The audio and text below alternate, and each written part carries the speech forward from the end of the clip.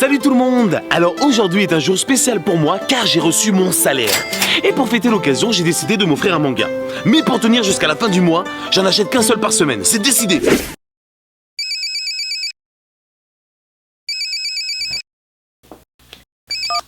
Monsieur Robert, Madame Litige, conseillère du Crédit Agri-Pauvre.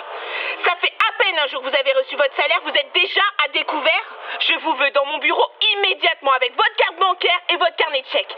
Ça peut plus durer, Monsieur Robert. Vous êtes vraiment...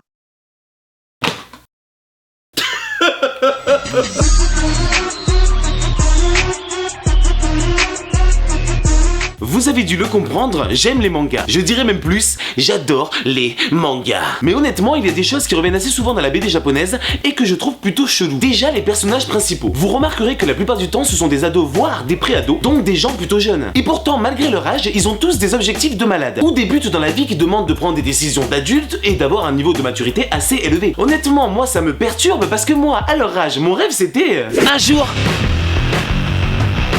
j'aurai toutes les cartes magiques et j'irai m'installer en Norvège pour être payé à jouer à Counter-Strike. Le meilleur exemple à ce jour pour moi reste Lieutenant 19. Il tombe sur un bouquin avec lequel il peut tuer n'importe qui. Et du haut de ses 17 ans, le mec, il décide d'éradiquer la planète de tous les criminels et d'en devenir le nouveau dieu Kira. Rien que ça. Enfin, moi, je fais juste la remarque parce que à son âge, avec un 19 entre les mains, je pense pas que j'aurais adopté la même philosophie. Renaud, t'es encore devant ton ordinateur? Tu m'avais promis que tu devais ranger ta chambre. Regarde-moi dans quel foutoir tu vis. Mais je sais même pas comment tu fais. Mais franchement, mais tu devrais avoir honte. Un jour, faudra que tu m'expliques. Tiens, mon fils, tu vas pouvoir t'acheter des cartes magiques. Alors aussi, il faut qu'on m'explique dans les mangas comment les personnages arrivent à manger aussi vite avec ceci. Non mais sérieux, les mecs ils avalent 2 kilos de bouffe par seconde avec des baguettes. Le truc le moins pratique du monde pour manger. J'ai essayé d'aller aussi vite qu'eux pendant 2 jours, j'ai perdu du poids. Et en plus, il faut voir ce qu'ils mangent. J'espère qu'ils connaissent pas les buffets à volonté, hein. Parce que les patrons de ces restaurants, ils finiraient tous comme ça, hein. Arrêtez s'il vous plaît. Vous venez de manger l'équivalent d'une équipe de rugby là. Ça suffit enfin. C'est quoi son problème à lui là? C'est un mec, il a coulé son resto. Apparemment, depuis qu'il a fermé sa boîte, pète un câble. Comment vous voulez que je fasse? Je peux même pas payer mes serveurs. Et alors? Ah mon Jaco, que c'est moche, hein.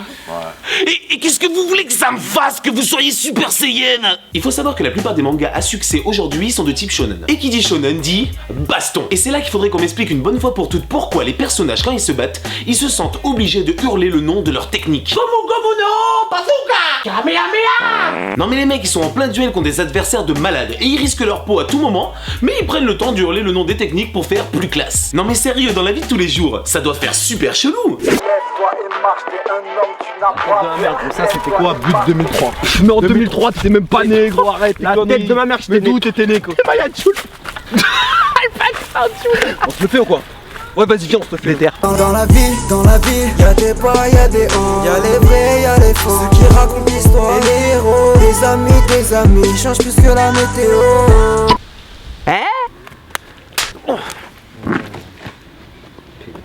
Vas-y fais voir. Eh putain on a bien niqué Jules en vrai. Sauf que lui, c'est pas un brigante. Oh les mecs, je crois que vous vous en êtes pris au mauvais chauve. Putain mais qu'est-ce qu'il me raconte? C'est Calvi. Oh, un chauve qui pue. Calvi. Calvi. Eh mais c'est Renaud. Eh Renaud ça va?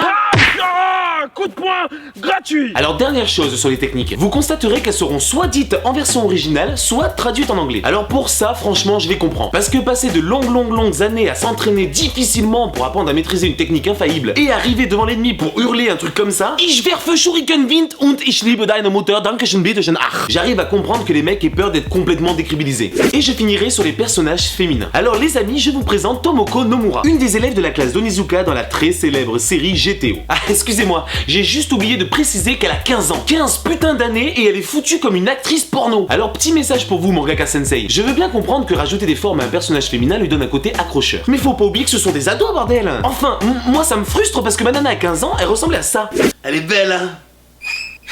Regardez Nami dans One Piece. Au début de l'histoire, la poitrine est normale. Et plus le manga a du succès, plus elle prend de nichons. Normal. Eh ben non, je suis désolé, dans la vie ça ne se passe pas comme ça. Je vous hais. Mais tellement. Bon, on va s'arrêter là pour aujourd'hui. Si jamais j'ai de bons retours de votre part sur cet épisode, j'en referai un deuxième parce qu'il y a vraiment beaucoup de choses que je trouve bizarres dans les mangas. Pour suivre l'actualité de ma chaîne, n'hésitez pas à vous abonner en cliquant sur l'émission de Nami. Je sais que t'as envie de cliquer. Partagez la vidéo et à plus. Au fait, mon rêve maintenant, c'est d'avoir toutes les cartes sur Hearthstone.